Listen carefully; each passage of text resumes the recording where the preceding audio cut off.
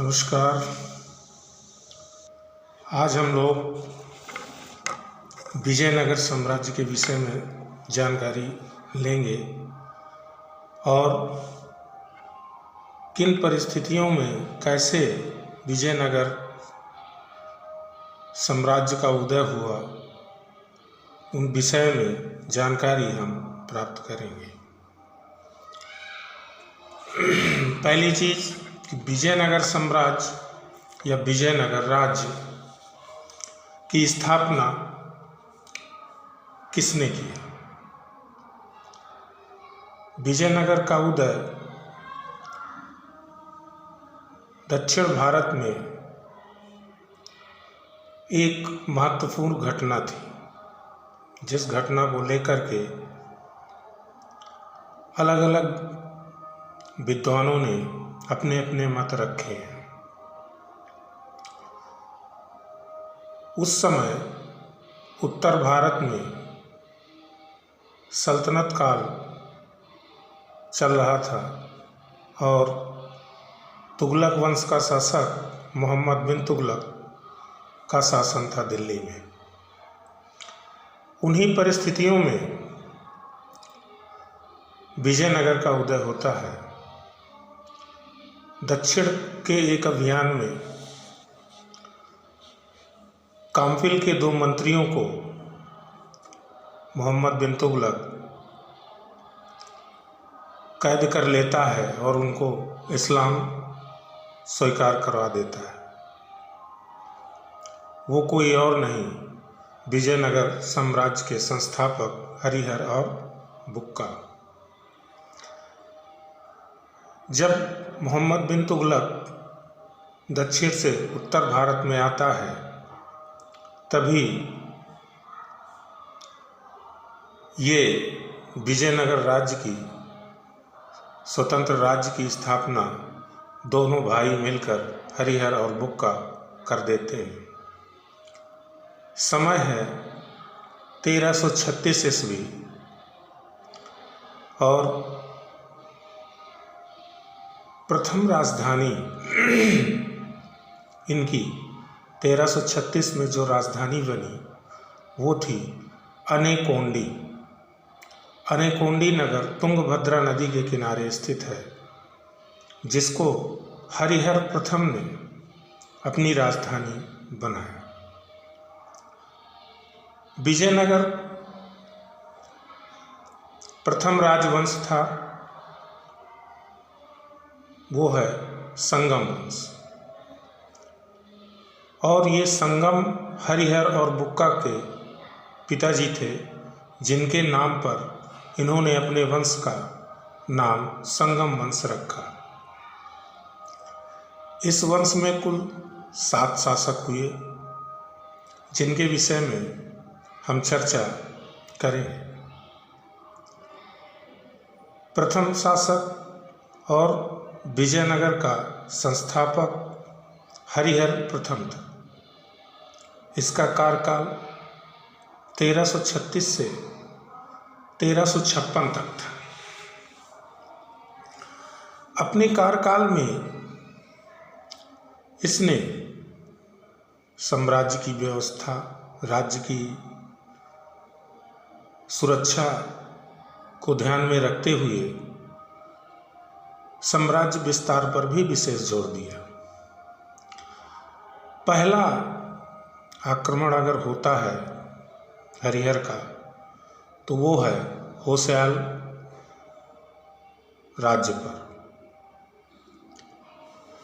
और 1346 में इस राज्य की विजय करता है। और होयसाल वंश की राजधानी थी द्वार समुद्र, जिसको हरिहर प्रथम जीत लेता है। इसके बाद वो अपना ध्यान कदम्बों के राज्य यानी कदम्ब राज्य, जो इस समय कर्नाटक जहाँ पर स्थित है, उसकी विजय करता है। इसके बाद 1352 में रायचूर की विजय करता है। और ये रायचूर ऐसा स्थल है जिसको लेकर के बहमनी राज्य और विजयनगर में बहुत लंबा संघर्ष चलेगा और जिसकी शुरुआत हरिहर प्रथम के काल से ही हो जाती है। क्यों?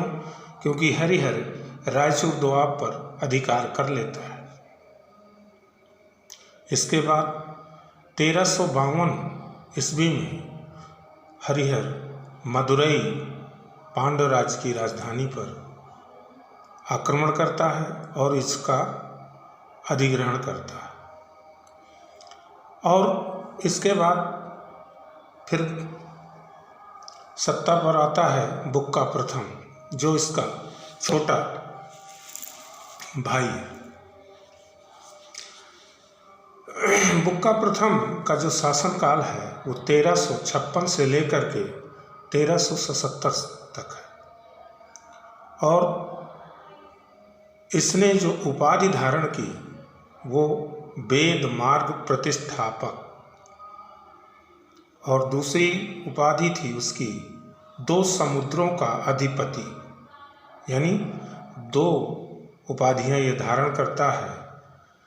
इसके बाद इसका जो महत्वपूर्ण कार्य था वो ये था कि 1374 ईस्वी में इसने अपना एक दूत मंडल चीन भेजा था।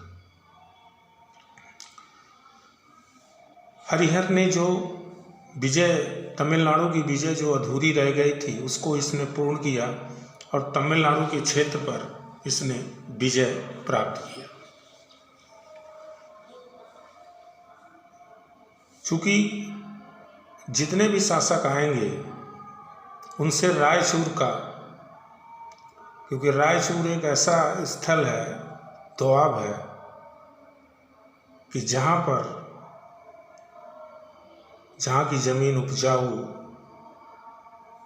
उपजाऊ है और वहाँ से अच्छा खासा राजस्व भी प्राप्त होता है, जिसको लेकर बहमनी और विजयनगर में छिड़ी रहती है। इसके समय बहमनी शासक था मोहम्मद शाह, जिसने रायचूर को लेकर के बुक्का प्रथम और मोहम्मद शाह से युद्ध होता है और ये पहला युद्ध है, दक्षिण भारत का ये पहला युद्ध है जिसमें तोपों का प्रयोग किया गया था। पहला युद्ध है जिसमें तोपों का प्रयोग किया गया था। इस समय यानी बुक्का प्रथम के शासनकाल में बहमनी और विजयनगर की जो सीमा थी वो कृष्णा नदी थी। कृष्णा नदी इन दोनों राज्यों के बीच की सीमा रेखा बन गई। इसके बाद आता है अगला शासक, संगम वंश का अगला शासक आता है हरिहर द्वितीय। 1377 से लेकर के 1404 ईस्वी तक इसका शासन रहता है और इसने जो उपाधि धारण की वो राजाधिराज, महाराजाधिराज और महाराजाधिराज की उपाधि धारण करने वाला संगम वंश का ये प्रथम शासक था। इसके दरबार में सुदर्शन संग्रह के लेखक माधवाचार्य एवं सारण निवास करते थे। श्रीनाथ इन्हीं के संरक्षण में हर विलास की रचना किया था। इसके बाद जो अगला शासक है संगम वंश का वो है देवराय प्रथम। देवराय प्रथम का शासनकाल है 1406 से 1422।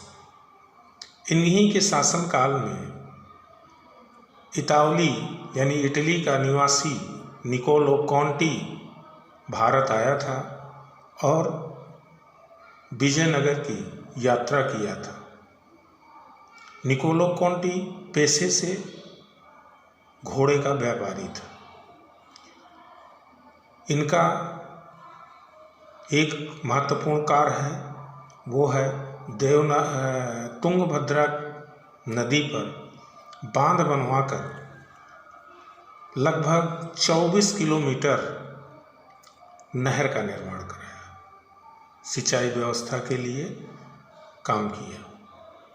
और श्रीनाथ जो एक विद्वान थे वो इनके भी दरबार में रहते थे। देवराय प्रथम के काल में एक महत्वपूर्ण घटना घटी, वो थी बहमनी राज्य से युद्ध। और इस युद्ध में हार जाने के कारण देवराय प्रथम को अपनी पुत्री का विवाह फिरोज शाह, बहमनी शासक फिरोज शाह के साथ करना पड़ा। और वो जो युद्ध है, उस युद्ध का नाम था सोनार की बेटी का युद्ध, जिसकी संधि की शर्तों के तहत देवराय प्रथम को अपनी पुत्री का विवाह करना पड़ा। इसके बाद आते हैं देवराय द्वितीय। ये इस वंश का एक महत्वपूर्ण शासक है और इनको कई नामों से जानते हैं, जैसे देवराय, प्रौढ़ देवराय, इमांडी देवराय। और इन्होंने जो उपाधि धारण की वो थी गजबटेकर। इनकी कुछ प्रमुख रचनाएं हैं महासुधानिधि और ब्रह्मसूत्र। संगम वंश का वो पहला शासक है जिसने अपनी सेना में मुसलमानों की भर्ती करता है। वो 2000 तुर्की धनुर्धारियों की अपने सेना में भर्ती करता है और ये विजयनगर राज्य का पहला शासक बन जाता है। इसी के समय बहमनी शासक अलाउद्दीन युद्ध किया, जिस युद्ध में अलाउद्दीन की हार होती है और देवराय द्वितीय की विजय होती है। इन्हीं के शासनकाल में ही ईरान के शासक मिर्जा शाहरुख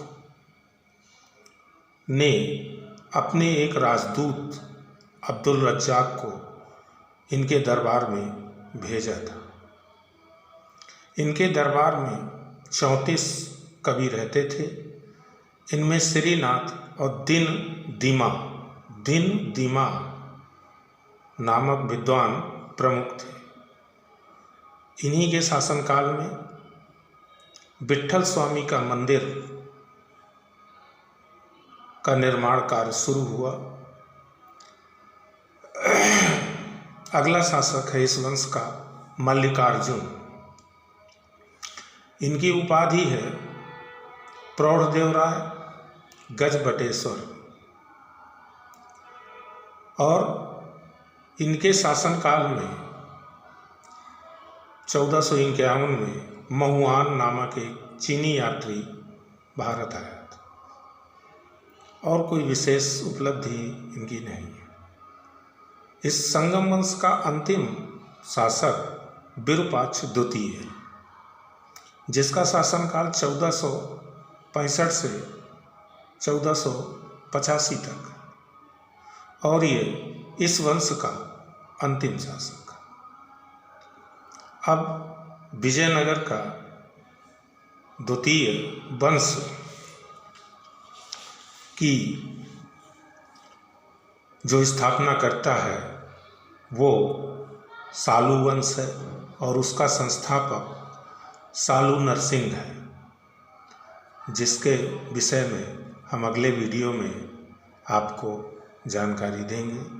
अगर आपको ये लगता है कि ये हमारे लिए उपयोगी है तो आप चैनल को सब्सक्राइब करिए, लाइक करिए और शेयर करिए, जिससे हम आपको अच्छी अच्छी चीज़ें और शॉर्टकट में आपके सामने ला सकें, जिससे आप उसका उपयोग कर सकें। धन्यवाद।